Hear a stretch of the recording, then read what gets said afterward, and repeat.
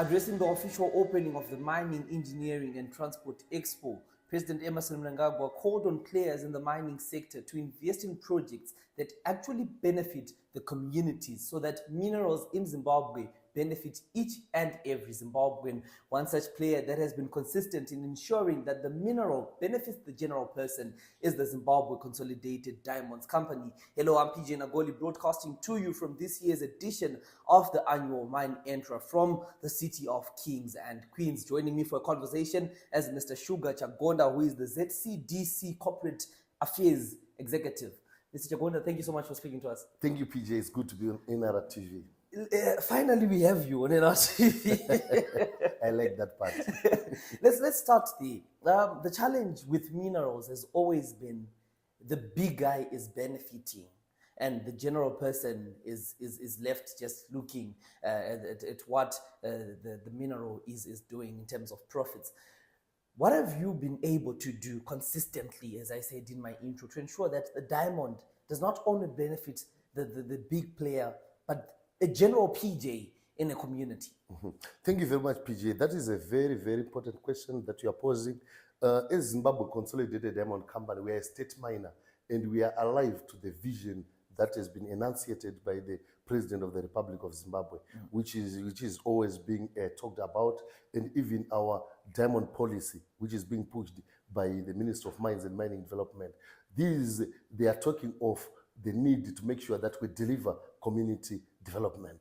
This is also in line with the Constitution of Zimbabwe, which is actually clear in terms of saying communities must benefit from the resources that are being extracted in their areas. Yes. So as ZCDC, we have got various programs that we have initiated to make sure that we deliver community development. Right now, we are seeking third-party endorsement in terms of what we call Initiative for Responsible Mining Assurance. This is also in sync with the standard that was also launched by the government of Zimbabwe, that is Responsible Mining Standard. Yes. So this talks about investing back into the communities. So as a responsible state miner, we have come up with an ESG strategy where we have got a number of projects that we are making sure that we are investing in communities to make sure that we spur community development. One of the things that we have done this year was to make sure that we declare a community dividend, which we have given to Chiazwa Community Share Ownership Trust, that is $1.2 million US dollars. So the trust has come up with various projects which they are implementing in Manicaland. So over and above that, as ZCDC, we have got various projects which spans across all critical spheres of life. Talk about health. We are also making sure that we buy and develop hospitals, clinics within the communities. One of the critical things that we have done under health was to make sure that our own medical center as ZCDC at the mine, it is well equipped. We have got a number of specialists who come to the medical center, and our communities, they have access. Yes. To make sure that they also get treated. Even in terms of other clinics within the communities, talk about Chiazwa Clinic, talk about Mkwada Clinic. We also help in terms of rehabilitating these clinics and making sure that they've got medicines. That is also what we are doing. Even in terms of education. Right now, to make sure that we also support the vision that the government has in terms of promoting e-education, we created what we call, we are supporting that through buying of computers. We've created a computer science laboratory at Gandauta Secondary School. That is just a model. Now we are moving on to other secondary schools within the mining communities. Then also even in terms of provision of bursaries and scholarships to make sure that kids from the communities, they also access quality education. Then also even in terms of infrastructure development, rehabilitation of roads, even in terms of creating local enterprise development, we are also making sure that we are doing that as a company. One of the critical things one of the critical projects that has been quite successful, which has also been praised even at KPCS level, was what we call a community buying framework, where we are saying everything that we consume at the mine, it must be coming from the communities. Because what we are doing, we are creating employment for the communities. Yes. Fine. Right now, ZCDC has got a staff complement of class of miners 1,782. And of That number, 63% is from the Manicaland Locals, province, okay. which is a good number, and we are looking forward to increasing that number. But over and above that, we are saying the communities, they must have various projects which they initiate, we support, and as a company, we provide a market.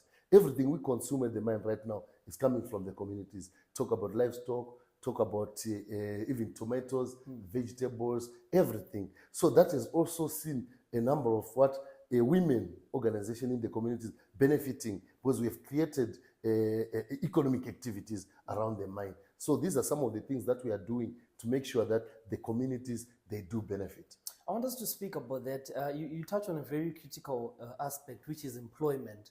A lot of people, when we talk about mining, they're expecting the mine to actually employ directly from the community, whereby you are coming in with a different model to say that, yes, we'll create employment. You might not necessarily go into the shaft, Yes. but we'll create a market so that we come and buy from you. Yes. What have been the benefits in terms of that particular model as opposed to direct employment? How we are creating that employment, like you rightly pointed out, it comes in three ways. One, there is direct employment. Two, there's indirect employment. Then thirdly, it's induced employment. Okay. So what we are doing is, this is, because we want to move away from the thinking that people are saying everyone Should be a miner. should be coming from the community. Yes. No, we are saying diamond is a national resource. So it must also benefit the entire nation. But of course, in terms of other non-skilled jobs, we give first preference to the community members. But in terms of other skilled jobs, we open to those who are qualified. And of course, of late, we are also encouraging women to apply, because in terms of gender mainstreaming, want to make sure that women, they also find their way into even influential positions within the mining setup. So that is also what we are doing. So right now, I think we've managed to make sure that we spur economic activities, creating employment in the communities, even indirectly, where people are producing chickens for the mining company. They now have income generating projects, which they are running themselves, but of course with the support of the mining company. So that is something which has been largely commented by locals and even at KPCS level, because it's a good model and it is actually doing good for the communities. Mr. Chagonda, I want us to move on to this year's edition of the Mining, Engineering and Transport Expo. You've been a consistent exhibitor, the 27th edition now. You've been consistent over the years. Obviously, you're seeing some benefit from exhibiting at this expo. But this year, they have come in to say unearthing success, the mining value chain, innovation, and that entire industrialization nexus. What does this say to ZCDC and the future of the mining sector? Yes, ZCDC has always been coming to Mine Entra. The good thing is we are a learning organization. What we learned last year might be different from what we are seeing this year. And remember also, technology is evolving, it's ever changing. So by so doing, as a diamond mining company that has got a vision of becoming a world-class diamond producer, what it means is, even in terms of our systems across the diamond mining value chain, they must be up to scratch. So these days, we also want to make sure that we rope in technology that will see us growing business, also eradicating inefficiencies and optimizing what business processes. So it's a good thing that we are here, because we are interfacing with the various suppliers across the value chain, even potential partners. So we are also seeing new technologies around, and we are finding ways of negotiating with them to make sure that we can have opportunities of working together so that we grow our business. Of course, right now, we are very happy that we are going to end the year at about 5.7 million carats, which is also an achievement in terms of the targets that we had for the year. And right now, plans are afoot to make sure that going into next year, our prospects, we should produce about 10 million carats. So that also means a lot in terms of making sure that we have got innovative technology to make sure that we achieve those targets. So yes, we are very happy to be here, and we are creating some synergies with various suppliers across the diamond mining value chain.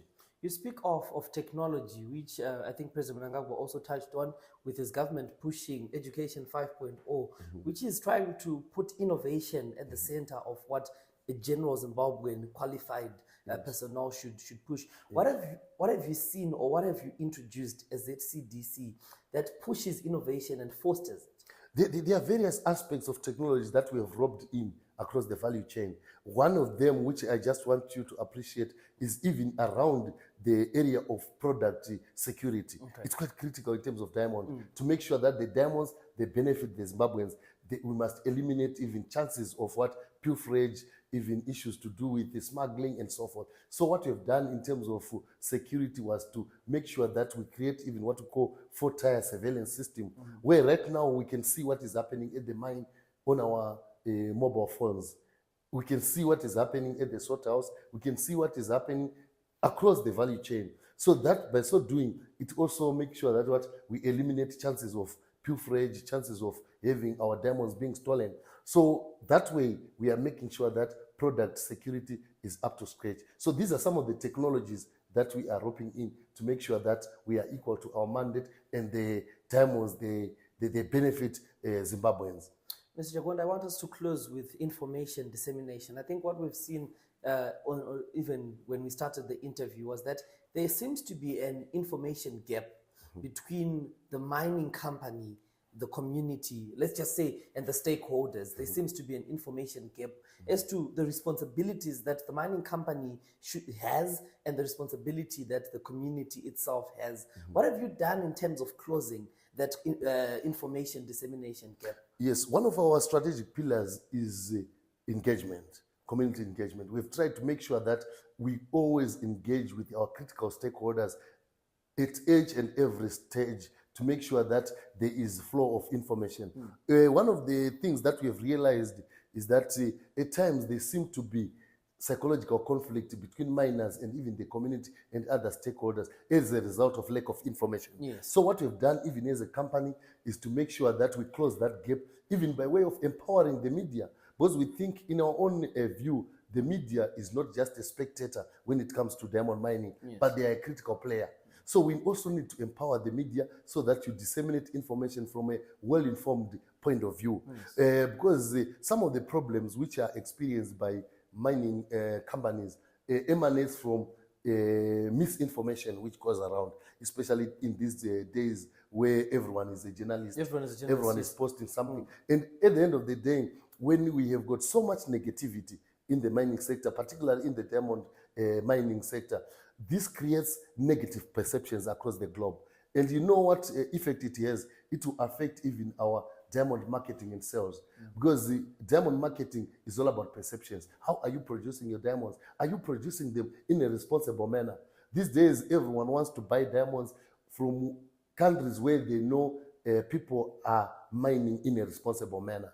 So in that area, there's need for even our media to be empowered so that they know that if they engage in irresponsible reportage, it might have a backfiring effect on our operations, even on the image of the country.